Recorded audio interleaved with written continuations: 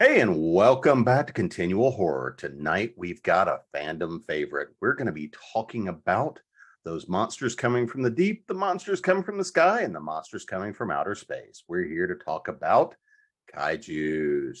But before we jump around too far, I'm going to be your host, Jim Nettles. Let's see who has decided to come in and allow us to be monster food. So, Samantha, you are up first.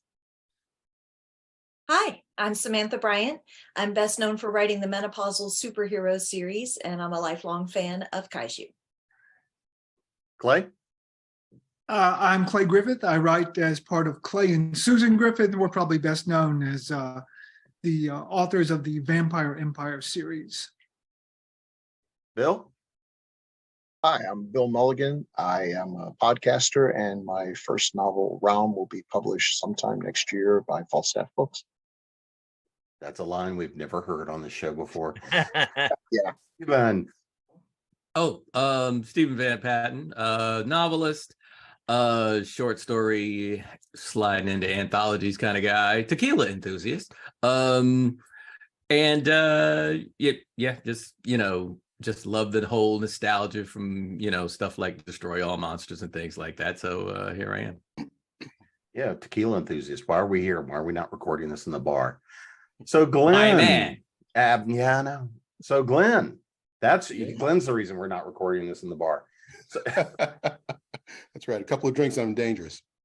So I'm Glenn Parris. I write in several genres. I write science fiction, vampire fantasy.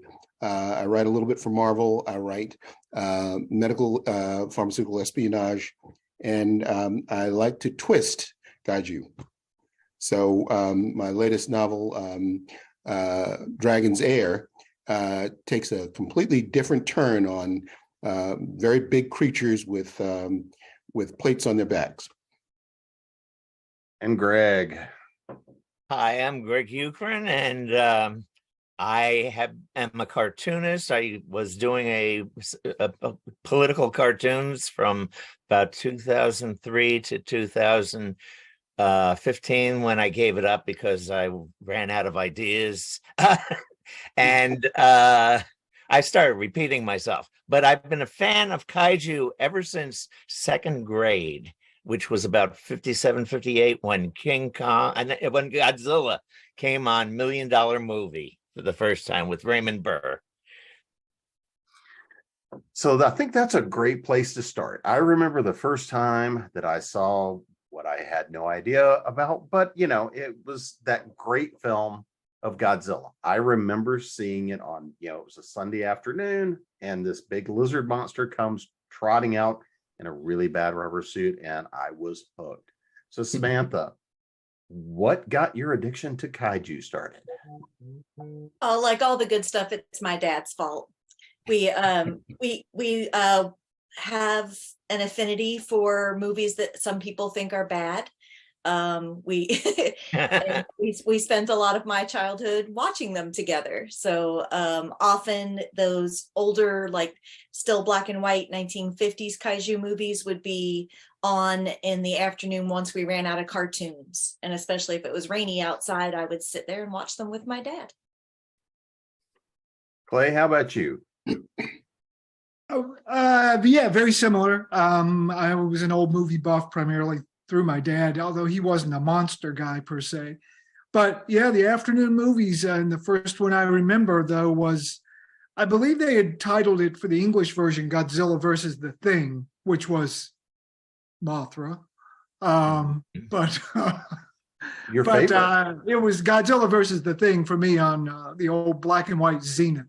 A lot of the movies that were in color, actually, I remember vividly in black and white because I saw them on a black and white television. So later when I saw them in color, I was stunned by how bright they were. Bill? Okay, so this is a little hard to explain, but I grew up in upstate New York, and every Thanksgiving, they would show kaiju movies on Channel 5. And I don't know what the connection is. They were mostly gorilla movies, and it was King Kong, Son of Kong, Mighty Joe Young, King Kong versus Godzilla. that's when I wasn't eating turkey, that's what I was watching. These were amazing, and this happened year after year after year. And then we also had the 4:30 movie, which would just pick a movie and show it every day at 4:30, which does make sense.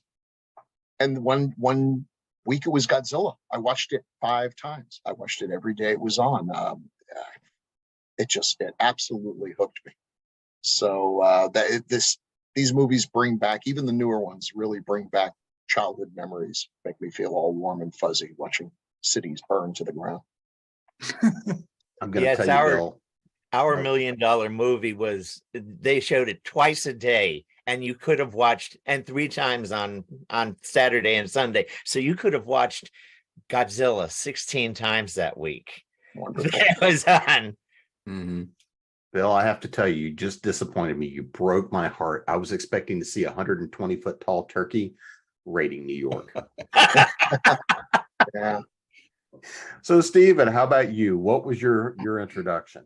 Well, I was kind of a latchkey kid, and my mom's worked nights, so I had a lot of unsupervised television viewing. And just picking up where Bill was, there was the Thanksgiving stuff, but there was just general creature feature, if everybody remembers that, that sort of thing would kind of be rotating through either Channel 5 or Pix or something along those lines. And Godzilla was kind of a babysitter to some degree, because instead of doing my homework, instead of whatever, I'm watching him either destroy Tokyo or defend Tokyo. He's kind of gone through some phases, I guess. It's like a love-hate relationship, I suppose.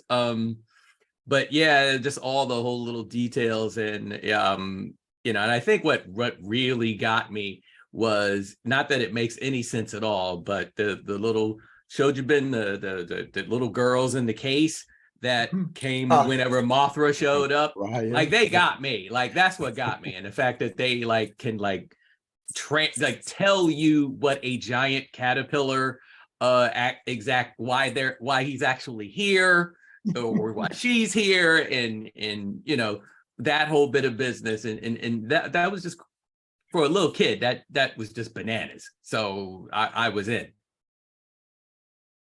Glenn, how about you? What was your introduction into the world? Well, I remember, I grew up in Queens, so, I remember WPIX and Chiller Theater on Channel 5 as a kid. But what really, I guess, got me into it, I was a big fan of 1950s Japanese anime.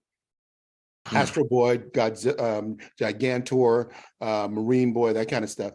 And then when I started watching the monster movies with Godzilla, I can't even remember most of the other ones, Mothra and Rodan and Mecha Godzilla, all kind of stuff. But Godzilla was terrific. Just to see him breathe fire, I was like, this is so cool. And his plates lit up when he did it. I love that stuff. Greg, you started out by saying you got your introduction when Godzilla first got to the States. So what was it about that really drew you in that first time as a kid? I was in 2nd grade. I was just awed by this giant monster, and especially the scene where he walks through the wires and the high voltage wires and steps on a railroad train. Well, he doesn't step on the railroad train, but the railroad train runs into his foot. It was just a wild movie. I had no expectation how much I would enjoy it. I was only like 7 or 8, so I watched it about 5 times that week. Tried to write my own version of Godzilla, but of course, at that age, I couldn't go very far with it. Yeah, the killer goldfish. So Clay, now that you've had a few years to ruminate on the grand kaiju mythology, what is your favorite today, and why? What is it that's still holding you to the fandom, to the story? My favorite movie or my favorite monster? Your favorite monster? Well, Mothra? I mean, not yet, man. We haven't been far enough into this thing. Mothra is okay. It's got to be Godzilla. I mean, he's the king. He's the man. There's something. There is a distinction, though, to me between certain of the Japanese giant monsters. Godzilla, I never found any of them scary. They were comforting. They were very, even when he was tearing up cities. Now, a little bit of a caveat. You watch the original Japanese version of Godzilla, and it's a very effective movie. Not the Raymond Burr one, but the original. It's actually pretty strong. But when they made later ones, like, for instance, War of the Gargantuas, I think it's called, where the monsters are giant, but they move really fast. That really creeps me out for some reason. That, even like Godzilla versus King Kong moves really fast. And watching a giant thing move fast always bothered me when I was a kid. It kind of bothers me now still. But back to your original question, of course, Godzilla is the one. He anchors all the movies. Without him, I don't know that I'd be as fascinated with it as I am. Bill? Yeah, I have to agree. I mean, Godzilla, he gets number one. My second favorite, Biolante. I loved Biolante. It's probably the closest to Godzilla versus Cthulhu that we're ever going to get. It is such a different monster from all the others. It's such an odd movie, actually. But you know, all that's listen. I love them all, even Megalon a little. But I do have to have something special for Mothra, because the first date that my wife and I went on was basically watching the laser disc of the second Godzilla versus Mothra, the more modern one. And beautiful, you know, the better special effects and everything. So all of these films, they bring back memories, because I can almost remember where I was watching each one of them. So, you know, there's been a lot of changes in my life, but watching Godzilla movies has gone all the way through. And here I am, I'm almost 62 and they're still making them. So it's going to be cradle to grave. I'll be able to mark all the various parts of my life with Kaiju movies. Steven, how about you? Well, I mean, yeah, I guess pretty much like everybody else, Godzilla is the guy. But you know, just random thoughts here. As I've gotten older, I've certainly appreciated the message behind Godzilla versus the Smog Monster. Mothra, you know, it going back to the little girls, you know, that you know, I just love that whole scenario, even though it makes absolutely no sense. I used to like Rodan a lot more than I do now. I mean, I dug this one thing where they kind of showed him like flying off of Monster Island. I guess he was picking up a dolphin or something like that. I was like, oh, that's cool. So he eats dolphins. Wait, no, he's not supposed to eat dolphins. You're not supposed to eat dolphins. What are you doing? But then you got to remember, you know, it's a Japanese flick and they're not that worried about that sort of thing.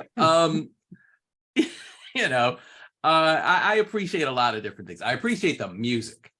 I just wanted to throw that in there. The music, the very specific theme for Godzilla, the very specific theme for when humanity decides to stand up to Godzilla, like that marching thing that I imagine you all know what I'm talking about. I just love the music. All the little tiny tanks come over the yes, exactly. Music. Yeah, exactly. I was surprised once I was going to a Cherry Blossom Festival in Washington, D.C. And suddenly I heard over the loudspeakers all of the Godzilla music. And there was a Godzilla exhibit for the Cherry Blossom Festival.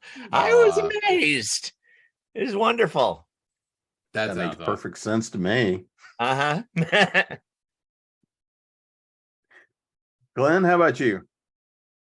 You know, it's the weirdest thing. Thinking about this, it never occurred to me how Godzilla inspired one of my main characters in my novel Dragon's Heir. You know, he's not a dragon, but he's, as Clay was saying, he's smart, he's big, and he's really fast, and they fight really well. You know, the plates on the back move, and I just never connected him with Godzilla until we just started talking. It was the weirdest thing. But I did like the way nothing seemed to hurt Godzilla. Not missiles, not machine guns, not tanks. You know, this completely invincible force of nature that, you know, just, you know, wanted to get past and really wasn't bothering anybody until he started screwing with them. You know, I just love that whole theme. And if somebody had just given him a Valentine's Day card, it would have all been fine. Right. Just Greg, get out how of the about way you? and you'll be fine. Or a cigar, either one. So, Greg, I'm gonna be mean. Which Godzilla is your favorite? The original Japanese one, the first one, because I didn't see it until maybe about 5 or 6 years ago when they started bringing it out on DVD and Blu-ray, because they had remastered the whole thing, and I was like, holy mackerel, this is eliminating the 4-letter word that I actually said. This is no wonder they couldn't make this under MacArthur. It's really sticking it to the Americans about the H-bomb and everything. Mm-hmm. And it had a lot of tragedy in it. Let me see. It was an amazing experience to see it and compare it to the Raymond Burr one that I grew up with. Samantha? So, so far as like which Godzilla I like the look of the best, I think I like Shin Godzilla. The red in him, and in the beginning, when you don't, you know, if you could walk in blind, it's hard to walk in blind to one of these movies now. You wouldn't necessarily know that's Godzilla at the beginning when you got the weird larval version of him. Yeah, he was just so gross. And so I think he's my favorite Godzilla. But I think my favorite Kaiju movies are the ones where I get multiple monsters. Like, you know, recently I got to see Destroy All Monsters on the big screen, and that was so much fun. The whole idea of Monster Island, and I think that's the one you were talking about, Stephen, where Rodan goes and catches the dolphin. I remember that. Yeah, and I'm thinking they had to make this tiny little dolphin so that he would look big. You know, the model work is a lot of fun in those old ones.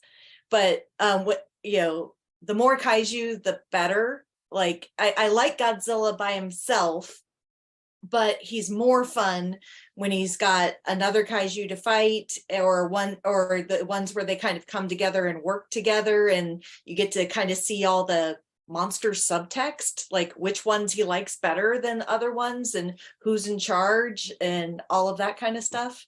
Mm-hmm. I love that the best. And my youngest kid is now 15 and is super into Kaiju. Like they hopefully this, you know, they don't see this video. I don't think they watch my author life stuff, but they're getting this big awesome book with all the Godzilla movies in it as a holiday gift this Hanukkah. And we've been going to things together, so I'm continuing, I guess, that tradition. I watched them with my dad, and now they're watching them with their mom. So now I'm going to throw one of those difficult questions out there, and Bill, I'm going to start with you. We're looking at, you know, we've gone from, you know, if I look at the oldest King Kong movies, you were looking at a lot of stop motion animation. You know, we go through 50s, 60s, 70s, where we see guys dressed in rubber suits and working with miniatures and physical props. And now when we catch the latest Kaiju movies, it's all CGI. You know, it's green screen and CGI. As a film guy and for yourself personally, which one of these works best for you for the story? What works for you the most? Wow. Look, I love stop motion. Stop motion is what got me into films. It's what got me into making films. It's what got me into loving films. It will always be my first love. That being said, it only works when you have a genius doing it.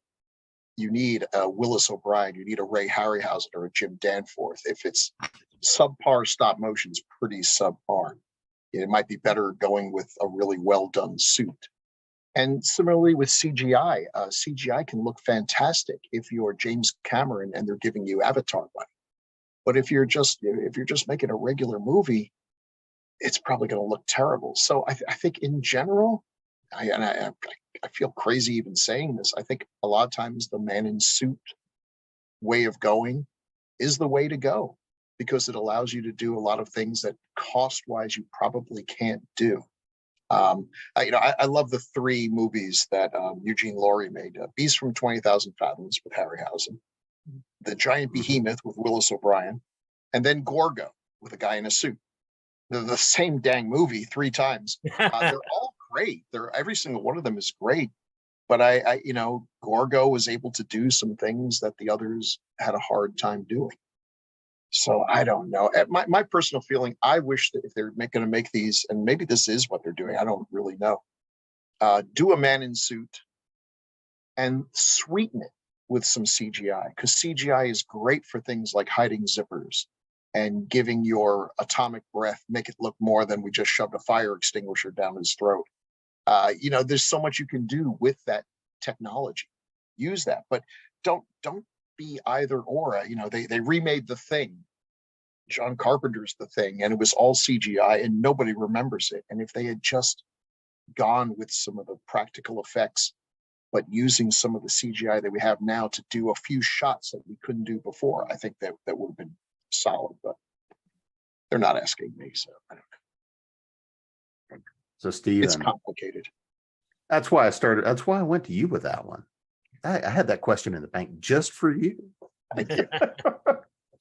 So Stephen, when you look at the films, when you look at the storytelling, because again, some of these have fantastic special effects, and sometimes it's a matter of the special effects are so bad, they're fun and fantastic. So what is it that works most for you, that pulls you into the story, that pulls you into the monster, that pulls you into the creature? What's the most fun for you to watch?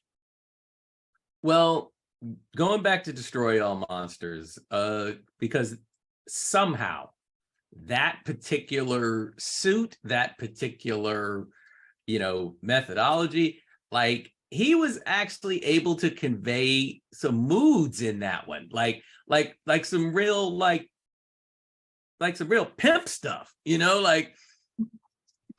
yeah, I'm Godzilla, and this is what it's going to be. I can't even explain it, but you could just kind of the way they worked it out, because I remember Kong versus Godzilla, those suits, the expressions weren't quite there, and everything. I mean, the fight scenes were fun, especially when you're younger and you don't necessarily have that visual eye yet.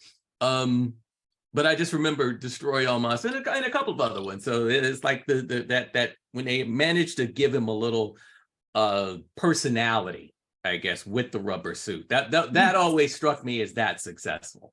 I enjoyed the new stuff.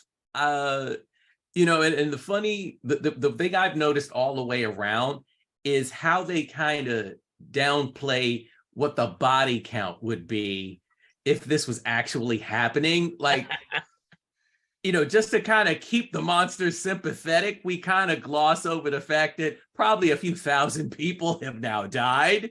So that's at least, and the half of the drama that the human characters go through, of course, is the evacuation process.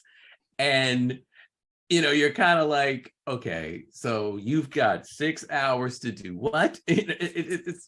It's all kind of just like, you really just have to, like, a lot of it, you just kind of have to take common sense and put her off to the side for a little while, let her like take a break in order to really enjoy any of it. But I find value in all of it, I guess, just between nostalgia and actual execution with the new stuff, it's all fun to me. Glenn? Well, for me, and y'all going to hate me for my lack of nostalgia, I really like the CGI versions of all this stuff. I mean, the guy in the rubber suit, I would really have to suspend disbelief, even as a kid, to really enjoy that. But the CGI is so good, but I will preface that with, you got to have a good story. CGI, the best special effects in the world, just don't mean a lot to me if I don't have story and if I don't believe the characters that are relating to one another in the story. If you don't have that, you lose me every time, no matter how good the special effects are. Greg? What am I supposed to do? What am I supposed to be Well, answering? all right. So for you, what makes the best movies? Do you, what are the elements you like the most when you're looking at these? I want to have a good story. I don't care whether it's a suitmation or a CGI. The CGI has been getting really, really good, especially like the Kong versus Godzilla, that Skull Island. The CGI was very good on that. But I'll tell you what gets me as I dislike. It was the first American Godzilla, where we had this monster that seemed to be going at the speed of light. It was like too fast for, he just ran through buildings. And you're going, wait a minute, doesn't he have any weight? Are you talking about the Matthew Broderick? Yeah, that one. Mhm. Oh, God. That was horrible. We don't talk about that. That was a war crime. Yes. Yes, it was. I agree. Yeah, and that one we renamed that one Bruno because we don't talk about it. Okay. Well, that was the Fight Club of Godzilla movies. First rule of Godzilla: don't talk so about it. bad. Samantha, how about you? Well, I'm like Steven. I love them all for different reasons. They hit very different notes for me. When I'm watching one of the rubber suit ones, I laugh so much, and there are so many moments where something happens and you can't help it. You just laugh out loud, and it's joyful and it's fun, but also definitely towards cheesy. And I look at the more recent ones, like I think the movie that pulled me kind of back in after kind of like, I loved Kaiju movies when I was a kid. I don't think I especially paid attention to them when I was a younger adult, like when I was in my 20s and 30s. But then, what's the name of it?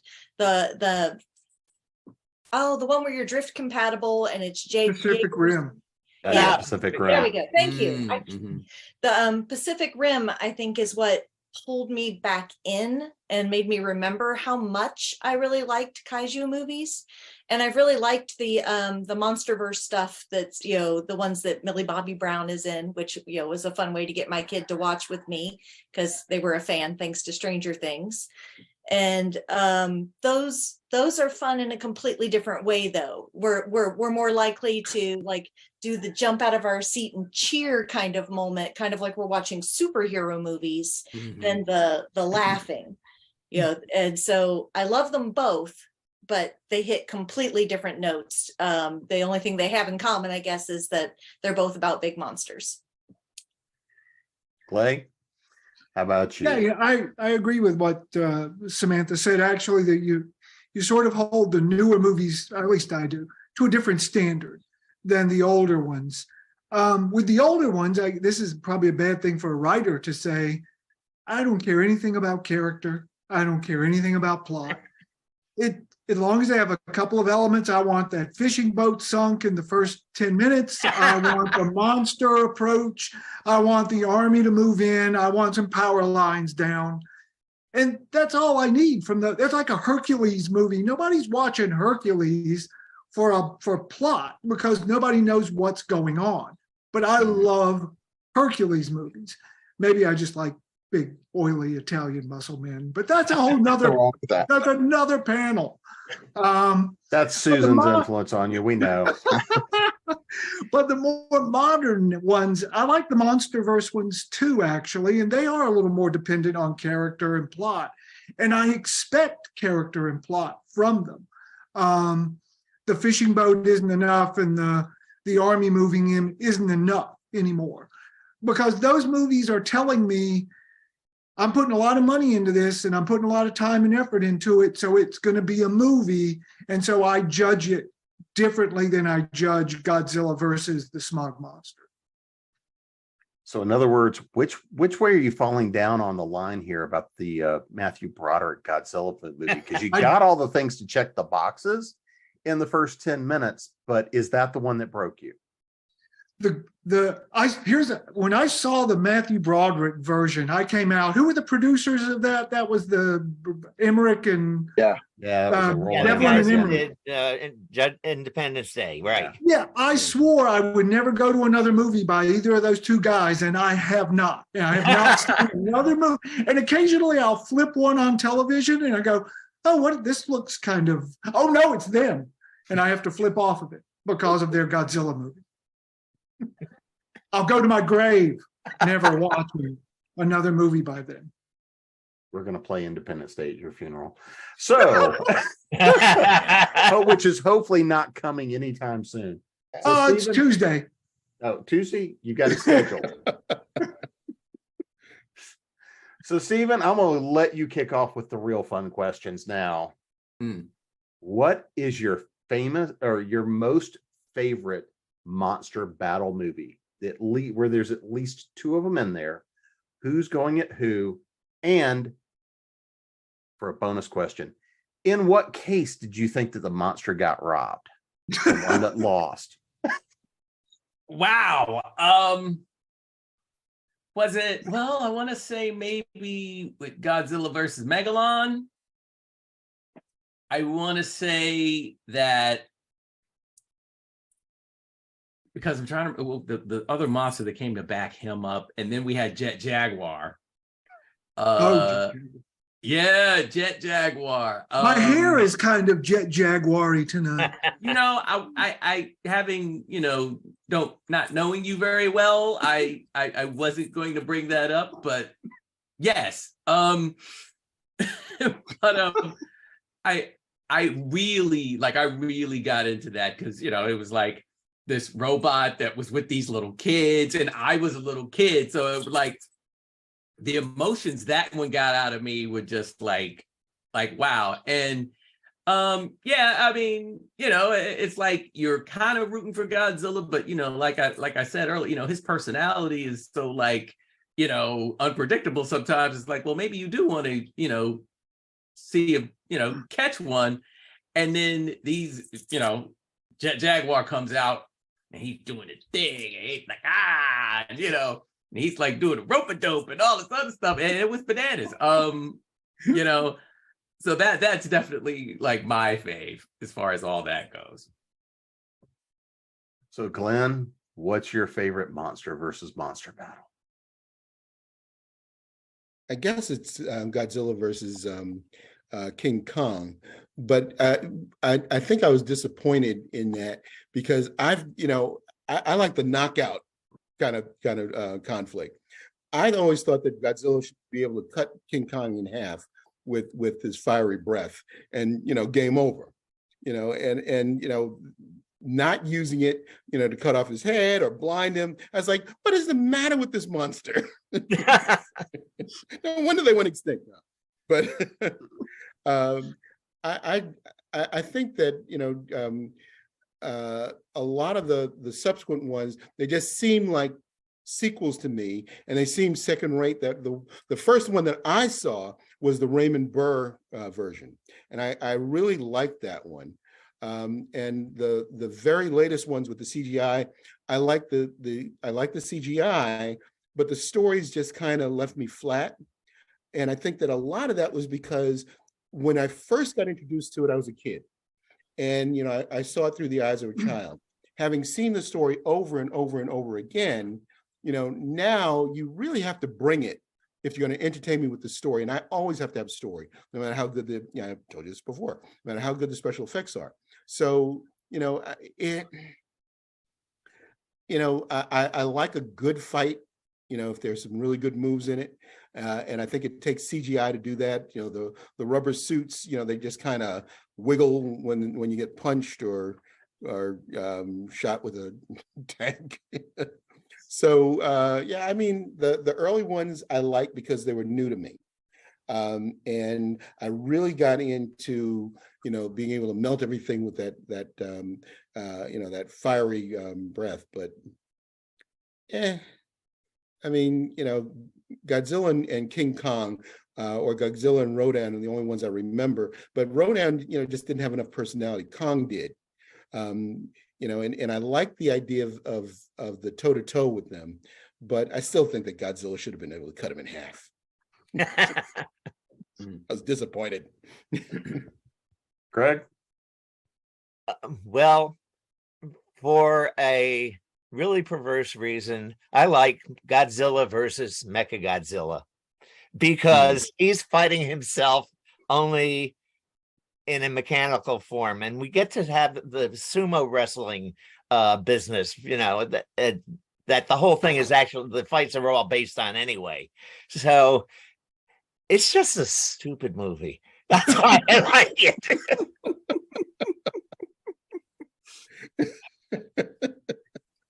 All right, Samantha, save us. There is no salvation. So I'm fond of Ghidorah, the three-headed monster. I really like the old one when it's a rubber suit and none of its movements make any sense. You're like, that creature could not actually move the way it's built. But it makes for great fun with the fight that, you've got one head on the ground, but here comes another one getting you. And then his tail has a spike, there's just lots of fun potential in that for the fight. And when it was the rubber suit version, I loved it. And I also loved it when it came back in the monster verse and they were able to give it movement that you felt like, oh gosh, that does work. That's maybe what the Hydra was like. Gosh, the Hydra's scarier than I ever imagined it. There, multiple heads, more teeth. Yeah, that works for me. But I'm with Glenn on the Kong versus Godzilla, especially the more recent one. I kind of felt like they wrote it knowing they shouldn't let one side or the other win. It's like Batman versus Superman or something, right? We always have to come to a stymie. Nobody ever actually gets to win. But if I was betting on who would win, as much as I love King Kong, he's toast. Literal toast. They had to give him an axe. They had to give him the axe. I mean, it's like watching Robin fight Bruce Lee. It's not a real contest. You know how it's going to end. This fighting to a standstill is it's silly. Yeah. And Clay, Burt Ward looks terrified when you actually know what happened and you look at that scene. Not to take us off track, but he looks terrified. We're on a track. How'd that happen? It was one of the little model trains. No. I felt something stub a toe. So Clay, how about you? What's your favorite monster versus monster? Actually, I think my favorite one is one I mentioned earlier, which is the War of the Gargantuas. It's sort of, there's the brown ogre, I don't know what they are, and a green one. I think those are the colors. And they're guys in suits, and they move really fast, and they run through villages, like they're running out to get the paper in the morning. And and they do like cannonballs off the coastline into the ocean, and it's just that the speed and the scale. Now, as someone was mentioning earlier, I shouldn't bring up the Broderick run again, but the speed of that Godzilla, which was completely weightless and ignored physics, that was horrific. But these guys are fast like just a guy running, like a big guy running through a small village. And I like the fighting in that. I don't remember who wins, the green one or the brown one. I have no clue. But I just love these two guys, these hairy dudes tussling on top of, small villages. It just looked cool. Billy, do you like gladiator movies? Are you kidding? You ever been in a gladiator on prison? Pretty used to watch those in the Turkish prison I was in. Oh, Right. Oh, nice. yikes. And I think that's why we called that the Matrixzilla, was the fact that physics didn't matter and it just sort of flowed everywhere. So And he was Bill, different sizes at different times. Yeah. Ridiculous. it was mind over matter, and it was all just in the metaverse. So Bill, how about you? What's your favorite monster? Well, I versus want to monster point out guy? one thing that they went to great lengths to explain that while Godzilla has a brain the size of a walnut, Kong's is like 10 times a normal gorilla brain. So he's way smarter than Godzilla. But you know what? I hated that. I was always rooting for Godzilla. And look, King Kong's a better person. Yes. But I can go to a zoo now and look at a gorilla. He'll be just sitting in the corner, munching on some mulberry leaves and picking his nose. It's not very exciting. I think of course, I'm going to be rooting for the dinosaur. I'm rooting for the dinosaurs when they're velociraptors and they're killing people. I mean, that's how far down the rabbit hole I am. One that Samantha actually mentioned. I love Destroy All Monsters. And the reason I love that fight most of all is because I had a Super 8 projector, because of course I did.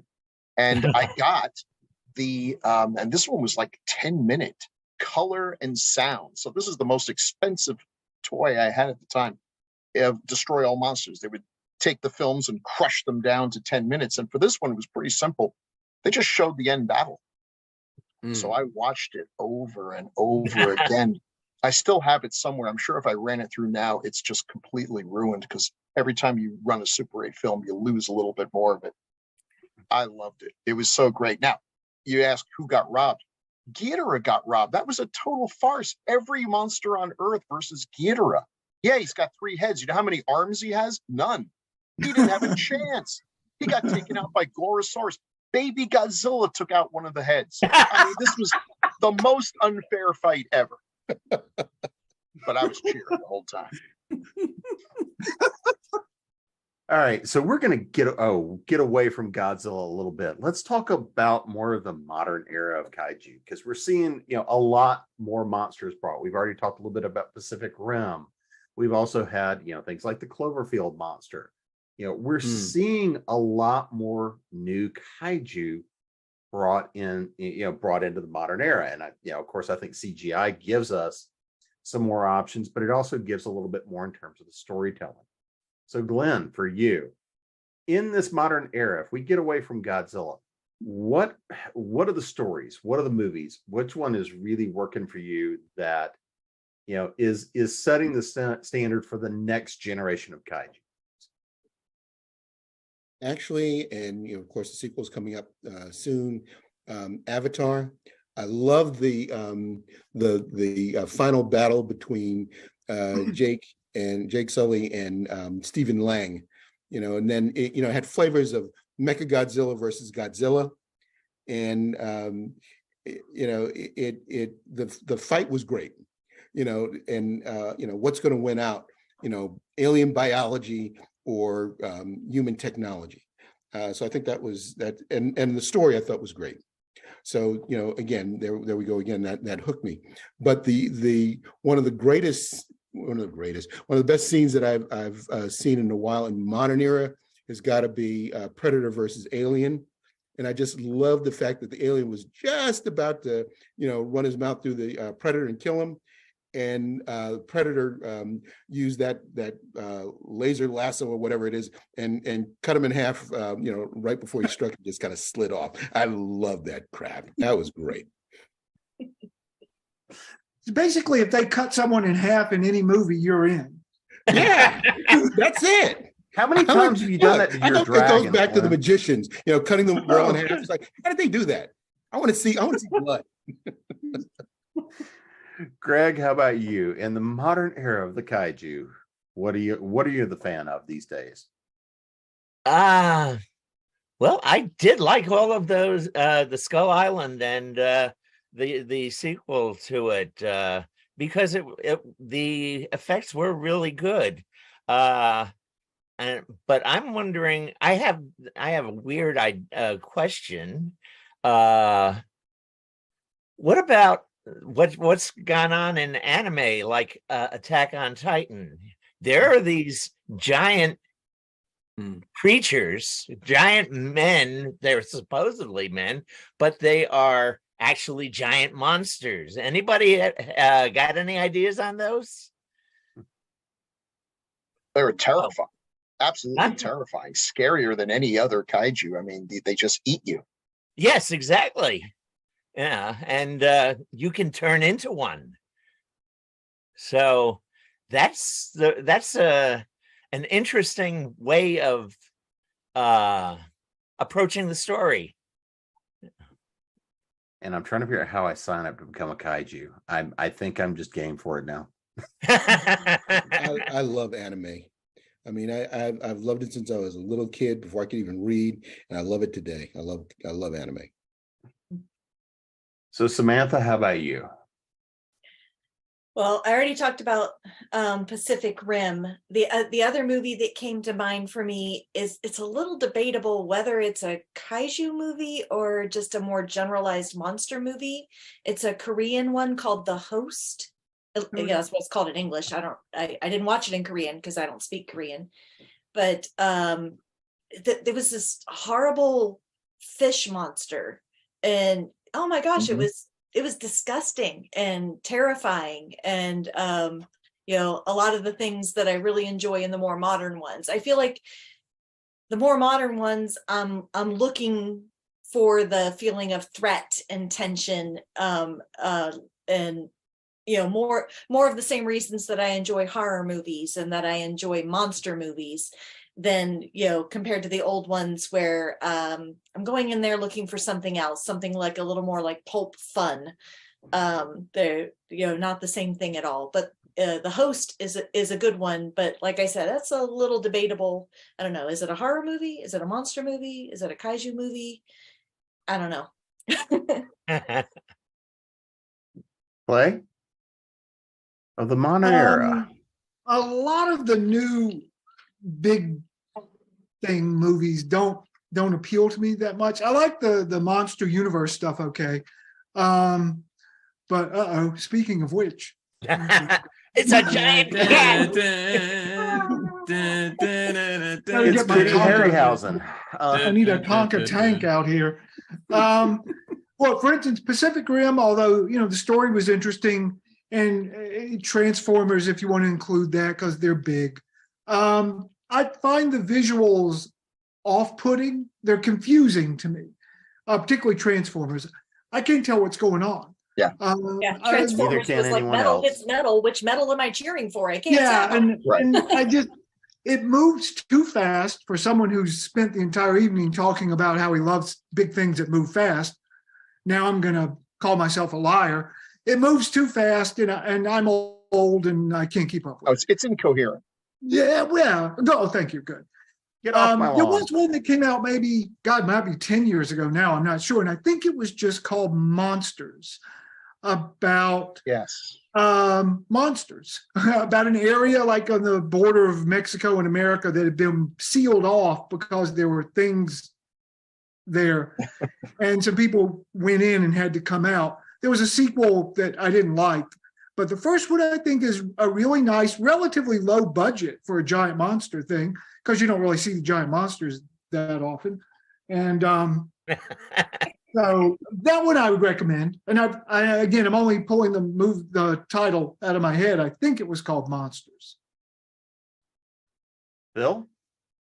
I think it's fascinating that kaiju have become so ingrained into pop culture that now you're seeing people say things like, I'd like to do a rom-com, and hey, what if there were giant monsters in it? And like, yeah, give it a shot. So you had that weird little art film, Colossal, which was like the strangest idea for a film, and I loved it. It's nuts if you get a chance to watch that. I really, really like found footage kaiju movies because that's such a weird contradiction. But I like it because somebody was mentioning earlier that a lot of these films got away from the fact that people are being killed. You know, after a while, people would run away from Godzilla, and you could see they're smiling, they're laughing. It's a good time. It didn't seem real.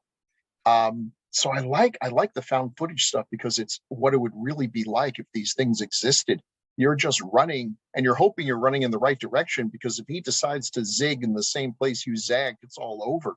You're just running and hoping whatever way he picks doesn't get you. I do want to say one thing. There's a character we haven't mentioned, Gamera. And when I was a kid, I loved Gamera movies. Gamera movies were the stupidest. Other than maybe the first one, they were so dumb. They made the dumbest Godzilla movie look like last year at Marienbad. I mean, you know, they were so terrible, so cartoony, Ultramanish. And then they came back and made a few. Don't rag on Ultraman like that. I love Ultraman. 1990s, the 1990s ones were not bad. No, they were good, and they really upped the threat level too. You know, Gamera was no longer the protector of children; he was more the protector of the Earth. And frankly, humans that get stepped on, that's not really a problem for the Earth. It's probably all to the good. So, and it looks like they're bringing him back. Netflix is going to do a Gamera movie or a Gamera series. I don't know which one, and I hope they don't screw it up. You know, Gamera is one of them that did one of my favorite things in a lot of the kaiju movies is that we always have a young woman character or a young girl character who is connected in some way. Sometimes she's the scientist who can figure it out. And in the Gamera movies, there's just that girl who gets kind of like linked to him right through in the 1990s ones, I mean, right, where she has the little stone thing. And so when he gets hurt, she gets hurt, and it's it's very interesting. And then they did the trauma version of that in what was that? That's a Gamera as well. The Revenge of Iris or Iris. Revenge of Iris, yes. Yeah. They're really good films. If you can find them, they're not as easily available as a lot of these other ones.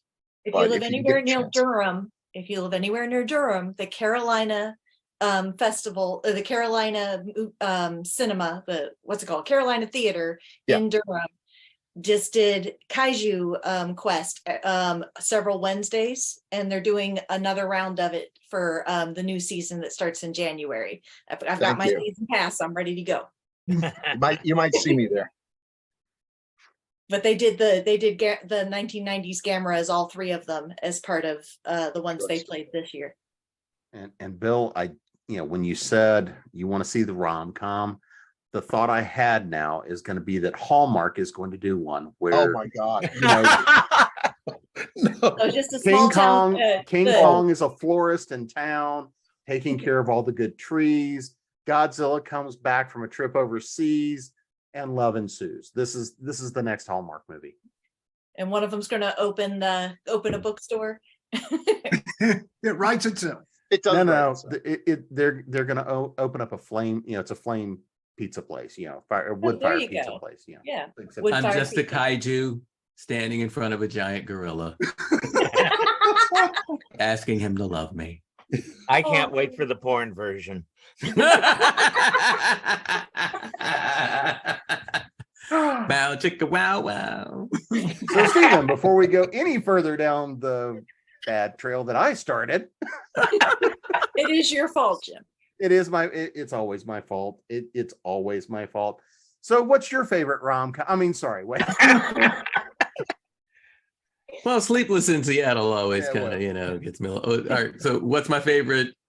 So, outside of, kind of what's your favorite modern take? What are the modern monsters you like? And what are you hoping to see out of them? Well, I'll say, piggybacking off of something Bill said, that Cloverfield movie, that got a completely different reaction out of me. That drew up more actual fear, I think. Yeah. Because that was like people were really getting jacked in that one. And especially that stuff in the subway with the babies and all this other, that was rough. And Colossal was hilarious. So that's like, now you're taking me over here, and then you got Cloverfield over there. That would be an interesting mashup, actually. And so Gamera, I remember Gamera, of course. and I've always been a little, as much as I enjoy the interaction in the Godzilla movies between, like, you know, the little Shojibin and whoever, like just random, like in the Gamera movies, it never felt like completely, because he looks so fearsome, but then he cares about these little kids, and then the little kids have to go in and rescue him because the monster put like babies in his throat, if you remember that movie. Great plots. Yeah, like craziness. And I'm kind of like like it was just almost too much love. I like God. The thing about Godzilla is, you know, you still little to him. You know, it's like he may like decide to take it easy on the human race or whatever, but he's not like just sitting there like, you know, oh, look at the little babies. Because that's kind of like what Gamera's doing. And it's like, that just kind of took me out of it a little bit. But I mean, I respect Gamera, don't get me wrong. So yeah, although when it was Gamera in a rubber suit, you always felt like just knock him on his back, man. Yeah. Yeah, exactly. Put him on a fence post. Well, that's what they did, and they thought, we got this taken care of. Then he just pulls everything in, and jets shoot out, and he starts spinning. It's like, oh, he can fly. Well, why not? Sure. Right. So much for that plan. I always see Gamera as the grandfather, Teenage Ninja Turtles or something like that. All right, Glenn, how about you? For you, what's your favorite take on the kaiju, modern kaiju? You know, I'm going to go nostalgic on this in spite of everything I've said.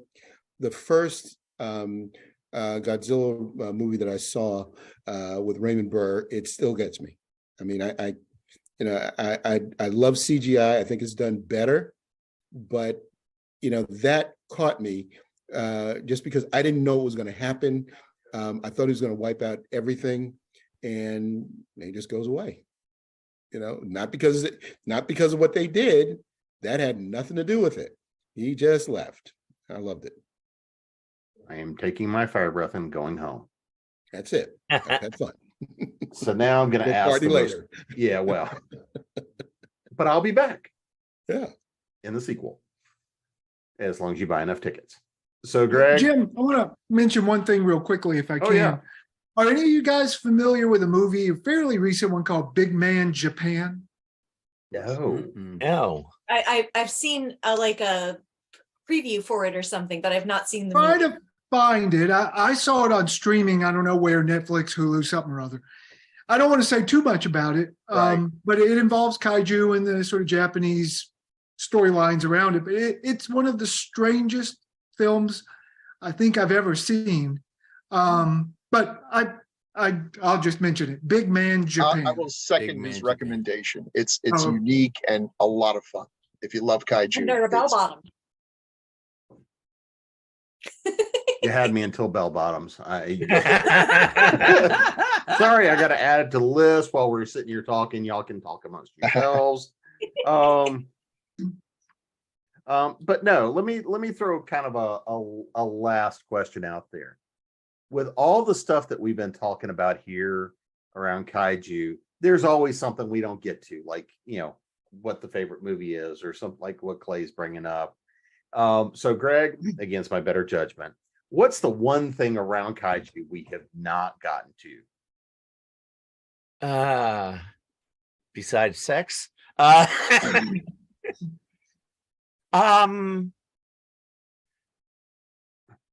not sure. So much we've gotten communication with the kaiju.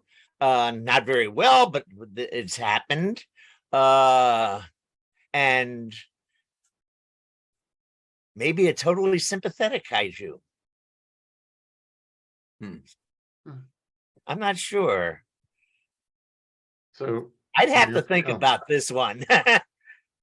So, Samantha, what's the thing we haven't hit on tonight around the kaiju? I don't think we've talked about the different efforts that have been made to try to control them and how that went, you know, with in the more recent ones, like using sound to get them to go where you wanted them to go. And in destroy all monsters, which apparently I'm going to talk about a lot today.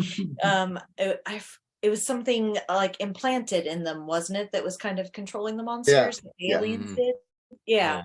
So, that's an interesting idea, is the attempt to control.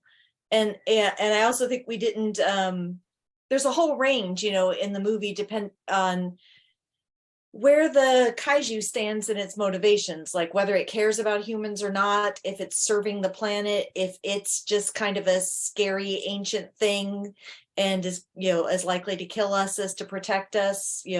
There's such a range of motivations. And because kaiju don't talk, and even when they have like a psychic connection, it's not a real articulate psychic connection. We're free to interpret what they're doing however we want. And so it'd be interesting to find a way in a story to actually let us know what the kaiju is thinking and how we've been misinterpreting all their actions in every story we've ever done involving them. Clay? What's the thing what do you want to kind of hit on we haven't talked about tonight? Well, I don't want to go into body shaming, but let's face it, Godzilla has gotten really fat over the years. You look at the original, and I don't mean just big, because he's gotten a lot bigger than the original Godzilla, but this guy's huge. He's got a tiny little head now. His thighs are just monstrous. It's very pear-shaped. Don't forget leg day. Come on, guy is again. Thick thighs save lives. Sorry. You're right. It's his life, and he can do what he wants. But he's a hunk of monster. He might want to look into a salad. Well, eating modern people is just not healthy for you. No. Bill, or are you going to just run from this question? I was about to run. Something collapsed behind me, but okay, I'll address that later. So what's the thing we haven't talked about tonight that you want to make sure we get in about our favorite kaiju? My theory is that the kaiju are the great filter, because they talk, how come we haven't been contacted by aliens? And one of the fears is that there's something that all civilizations do at a certain point that wipes them out, and that's it. And we just haven't gotten there yet, but we will get there one day. And I think whatever it is, particle accelerators, messing around with, recipes, whatever, it creates kaiju. And they come out, they wipe everything out. And so on the one hand, boy, that's really a bummer, because that's our eventual fate. But it does mean that there are probably millions of planets of nothing but kaiju, which frankly is way more interesting to me than actually contacting aliens, because that I could just see where that would go badly. But planets of kaiju, oh yeah, I'm there. Wasn't that the plot of Pacific Rim? Was that what they were doing? I thought. See, I think it was supposed to be another dimension, but yeah, they were like encroaching on us. Mm-hmm. I love Pacific Rim, but I don't think I was actually paying that much attention to the whys and wheres. It was just so pretty. I love the color palette of that film is just. You can enjoy it without you could just turn off the sound and still really enjoy it. Yeah. Huh. Stephen, what's the thing we haven't hit on tonight? How sometimes the whole military and the back and forth and all of that actually slows these movies down considerably. Without slowing down the monsters. Right, exactly. And I get it. They want us to care about, the people that are orchestrating the whole strategy of beating the monster as they're, descending upon Tokyo and everything else like that. But sometimes they get just real annoying. And then there's other little things like okay, so we're supposed to be having a big meeting in the UN, but everybody's Japanese. There might be one white guy. It's no Africans. There's no nothing. Nobody from France. Nick Adams is there though. And to me, that's just kind of lazy. It's like, all right, so it's supposed to be the UN. Let's call my man Muhammad real quick. Let's get him down here. It's like stuff like that, that. And I do remember really being weirded out that one time that they were actually successfully killing the aliens and they were turning into these close-up shots of cockroaches. Like that really bothered me as a little kid because we already had roaches, so I didn't really need to see them on the television in a close-up. But yeah, those are my thoughts. Glenn? Well, first of all, for Steve, when you make a movie on a budget, you work with the cast you got. I mean, no doubt. You try to avoid blackface, but you work with the cast you got. Yeah, we ain't flying anybody in. We've already got dancing around is a good origin story. And they've never really touched on that. They kind of hint at it a little bit here and there, but they never really deep dive into a good origin story for any of these. I want to know where they came from. How is he the only one? I mean, there should be bunches of them. What's going on? They did touch on that on Godzilla versus Ghidorah in the latest, the last Godzilla, where they have time travelers who go back in time and actually cause Godzilla to be created and Ghidorah to be created. It didn't make a lick of sense, but okay, they tried. All right. Well, I mean, iguanas getting bathed in radiation on Bikini Island. Yeah, I mean, that's where we started with all of it. Well, I don't think we've solved anything other than the fact that Godzilla is still king of the monsters. And he can't get a date. But before we get out of here, let's make sure everybody knows where to find you guys, website, social media, what that latest book is out that you've got if you wanna. So Samantha, you're up first. So hello again, I'm Samantha Bryant. You can find me at samanthabryant.com because I'm just really creative with my website naming. I'm most well known for my menopausal superhero series, but I also write a lot of short horror, and you can find my catalog on Amazon. I've made a bit.ly out of it, bit.ly/Samantha Bryant with capitals for both of my names. Clay? Clay Griffith, part of Clay and Susan Griffith. We are at clayandsusangriffith.com, and we're both on Facebook separately and as Clay and Susan Griffith. So that's where we are. Bill? You can find me on Decades of Horror, the 1970s and 1980s podcast. It's part of gruesomemagazine.com. Stephen Van Patten again. I write about vampires, serial killers. I also, in my work, I strive to, adhere to a certain level of inclusion. I've got a bunch of short stories in a bunch of people's anthologies. Most recently, my contribution to Under Twin Suns made Ellen Dotlow's Best in Horror for 2022. Yay me. I can be found on Facebook by the government name, Stephen Van Patten. And my website is www.laughingblackvampire.com. Glenn? Well, again, boring. GlennParris.com. Glenn with 2 N's, Parris with 2 R's, no H. And I write science fiction that is apropos this panel.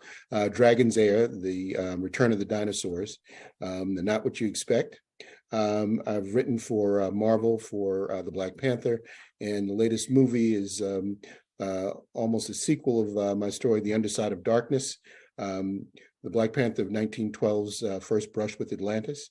And my latest short story is in an anthology called Terminus from Atlanta here, called The Sleepwalking Dead.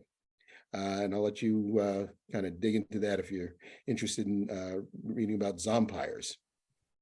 Vampires that sleepwalk during the day. Greg? Well, I do everything that I do is announced on my artist webpage on Facebook, which is facebook.com/IVCaffeine. That's IVCAFFEINE. And if I do a new cartoon, or if I do a series of photographs or anything, I'll put it there, and it'll be announced there. And I've had the pleasure of trying to herd this batch of kaiju myself tonight. I'm Jim Nettles. You can find me at jamesbnettles.com, authoressentials.net, authoressentialsworkshops.com, speculativefictionacademy.com, and of course here at ConTinual, as I continue to make poor choices. Good night, everybody. We'll see you again soon. Good night. Good night.